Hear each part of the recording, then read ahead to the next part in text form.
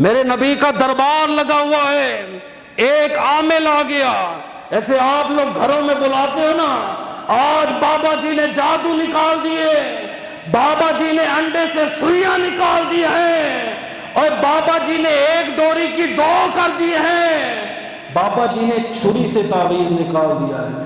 ارے نادام مسلمان، دنیا کو سمجھ، انڈے سے تعویذ کیسے نکلتا ہے، انڈے سے سوئیاں کیسے نکلتی ہے؟ سائنس نے تحقیق کی ہے، وہ کہتے ہیں سرکے میں انڈے کو رکھو، انڈا نرم ہو جاتا ہے، جب وہ نرم ہوتا ہے چاہے 11 ڈالو تو سوئیاں چلی جاتی ہے، بعد میں وہ انڈا سخت ہو جاتا ہے۔ جب آپ ان کے پاس جاتے ہو وہ کہتے ہیں 11 سوئیوں والا عمل ہے، لہذا باہر سے جا کر انڈا لے آؤ۔ جب آپ انڈا لے کر آتے ہیں وہ انڈے کو درمیان میں ایکسچینج کر دیتے ہیں، پھر کہتے ہیں توڑ۔ جب مسلمان انڈا توڑتا ہے اس میں سے 11 سوئیاں نکالتی، کہتے ہیں اللہ۔ اسی لیے میں کہوں مجھے چبھن کیوں محسوس ہو رہی تھی، اسی لیے میں کہوں میں رکوع میں جاتا ہوں تکلیف کیسے ہوتی ہے۔ ارے اتنا بیوقوف ہے مسلمان، تجھے دنیا کا بھی نہیں پتا، تجھے لٹیرے لوٹ رہے ہیں، کہتے ہمارے حضرت بڑے پہنچے ہوئے ہیں۔ میں کہ بتا تیرا حضرت کیا کرتا ہے؟ ہمارے حضرت چھری یوں رکھتے ہیں تعویذ نکل آتا ہے۔ میں کہ ویسے اس فن میں تمہارے حضرت کا بھی حضرت ہوں، لیکن مجھے میرا دین، میرے نبی کا کلمہ اجازت نہیں دیتا۔ یہ فن اس لیے بتا رہا ہوں تاکہ اس دھوکے سے بچو۔ کہتے ہیں یہ جو چھری ہوتی ہے اس کی اوپر والی جو لکڑی ہوتی ہے اگر اسے نرم کر دیا جائے آسانی سے اس کے اندر تعویذ چلا جاتا ہے۔ حضرت زور سے دبا کے بیٹھتے ہیں اور کہتے ہیں آ جا آ جا، پھر ہاتھ کو ڈھیلا چھوڑتے تعویذ نیچے گرا، اللہ ہائے ہائے کالا جادو۔ سمجھ آئے مسلمان؟ ساری زندگی شعر شاعری سنی ہے نا، کبھی ہمارے پاس بیٹھو ہم تمہیں بتائیں۔ اور بھی بہت ساری باتیں، مجھے خطرہ ہے کہیں آپ کسی اور فن میں مبتلا نہ ہو جائیں، یہ تو میں نے آپ کو سمجھانے کے لیے کی۔ عامل میرے نبی کے دربار میں آیا، بھیجا کس نے؟ ابو جہل نے، کہا ان محمد مجنون، معاذ اللہ ہمارا نبی پاگل ہے، یہ پاگل ہو چکے ہیں، ان پہ جادو کا اثر ہے، اس نبی کے جادو کا توڑ کرو، اس نبی کا جادو نکالو، ہم تجھے 3 درہم دیں گے۔ اس نے کہا ٹھیک ہے۔ اس نے کہا لو انی رأیت ھذا الرجل لعل اللہ یشفی علی یدی، اگر اس نبی کو میں نے دیکھ لیا شاید میرے صدقے سے اللہ پاک اسے شفا دے دے گا۔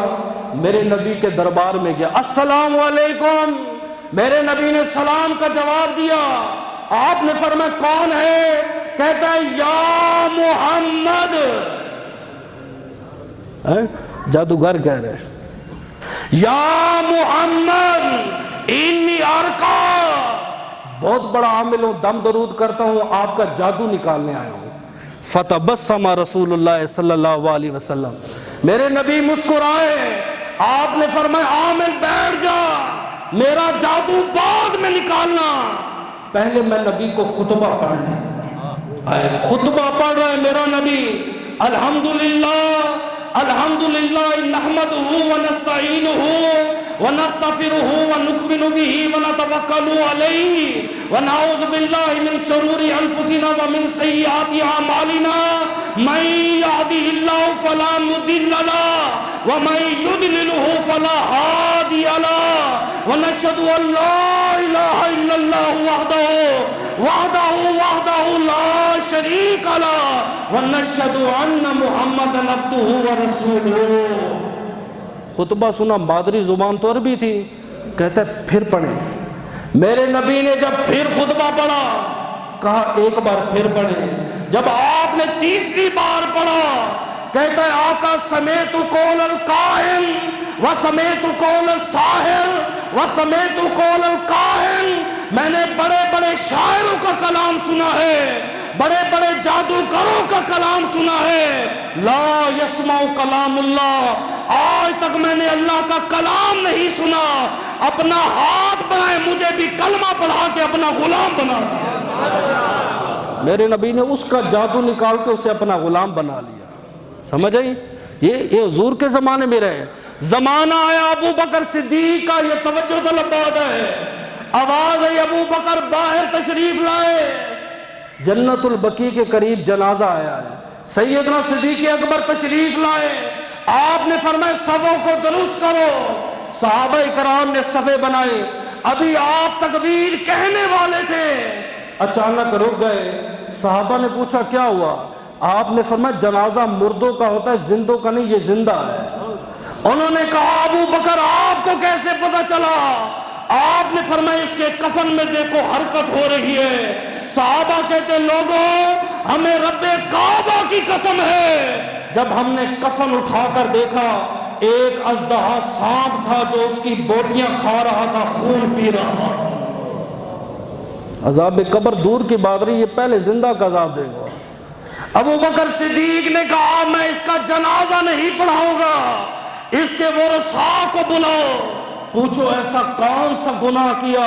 ارے قبر میں جانے سے پہلے عذاب میں مبتلا ہو گیا. اس کی بیٹی آئی، وہ کہتی ہے میرا بابا 3 جرم کرتا تھا. اے مسلمان اپنے گربان میں جھانکنا، کہیں وہ جرم تو نہیں کر رہا تھا. کہا بیٹی وہ 3 جرم کون سے ہیں؟ فرمایا جب مسجدوں میں آذانیں ہوتی تھی یہ کبھی نماز پڑھنے کے لیے گھر سے نہیں نکلا. لا یخرج الزکاۃ من مالہ، اللہ پاک نے اربوں کا مال دیا تھا لیکن اپنے مال میں سے زکوٰۃ نہیں دیتا تھا. اور تیسرا جرم یہ تھا سمیت قول الکاہن و سمیت قول الساحر لا یسمع کلام اللہ. ارے نجومیوں کا کلام سنتا تھا، ہندوؤں کا کلام سنتا تھا، لیکن نبی کی حدیث سننے کے لیے کبھی جمعہ پڑھنے کے لیے مسجد میں نہیں آیا. مسلمان بندر والا کھڑا ہو تیرے میلے لگ جاتے ہیں، کہتے ہیں کیا کر رہا ہے؟ نجومی کھڑا ہو تو ڈگ ڈگی لے کے اس کے پاس کھڑا ہو جاتا ہے. جمعے میں 2 منٹ اوپر ہو تیری نظر گھڑی پہ چلی جاتی ہے. فرمائے ابو بکر صدیق نے فرمایا سن لو، جس میں یہ 3 جرم پائے جائیں گے میں اس کا جنازہ نہیں پڑھا. زمانہ عمر پاک کا آیا، فرمائے جادوگر ہے، کہا قتل کر دو. حضرت حفصہ کی ایک لونڈی تھی، کہا یہ جادو کرتی ہے، فرمایا پکڑو اسے قتل کرو، اسے خدا کی زمین پر رہنے کا کوئی حق نہیں ہے.